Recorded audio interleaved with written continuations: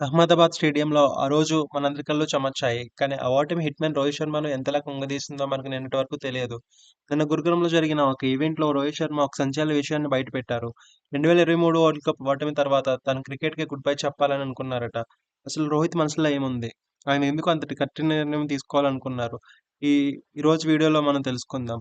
నిన్న masters union కన్వొకేషన్‌లో Rohit మాట్లాడుతూ తన కెరియర్‌లోనే అత్యంత కష్టమైన సమయం గురించి వివరించారు. రోహిత్ మాటల్లోనే చెప్పాలంటే ఆ ఓటమి తర్వాత నేను పూర్తిగా కుప్పకూలిపోయాను. ఇక ఈ ఆట ఆడకూడదని క్రికెట్ వదిలేయని నిర్ణయించుకున్నాను. వరుసగా 10 మ్యాచ్‌లు గెలిచి 12లో ఓడిపోవడం తనని మానసికంగా శూన్యంలోకి నెట్టేసిందని ఆయన చెప్పుకొచ్చారు. 2022 నుంచి కెప్టెన్‌గా తను పడ్డ కష్టమంతా ఒక రోజులో వృధా అయిపోయిందన్న బాధ తనని ఆ నిర్ణయం వైపు నడిపించిందట. మరి ఆ బాధ నుంచి రోహిత్ ఎలా బయటపడ్డారు?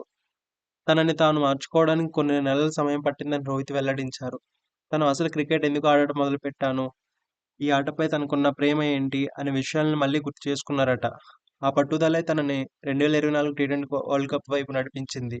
ఓడిపోయిన చోటే గెలవాలన్న కసి, కోట్ల మంది అభిమానుల ప్రేమ తన నిర్ణయాన్ని మార్చుకునేలా చేశాయి. ఫలితంగా బార్బడోస్ గడ్డపై టీమిండియాను ప్రపంచ విజేతగా నిలిపి తన కలను నెరవేర్చుకున్నారు.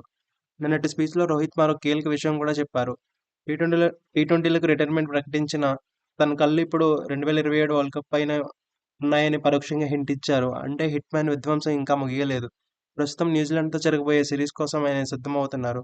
జీవితంలో ఓటములు ఎదురైనప్పుడు కుంగిపోవడం సహజం. కానీ రోహిత్‌లా మళ్ళీ తిరిగి నిలబడడమే అసలైన విజయం. రోహిత్ శర్మ చేసిన ఈ కామెంట్స్‌పై మీ అభిప్రాయాన్ని తెలియజేయండి. ఆయన 2027 వరల్డ్ కప్ ఆడతారని మీరు నమ్ముతున్నారా? కింద కామెంట్స్‌లో తెలియజేయండి. మరిన్ని క్రికెట్ అప్డేట్స్ కోసం మా ఛానెల్‌ని సబ్స్క్రైబ్ చేయండి, లైక్ చేయండి. జై హింద్.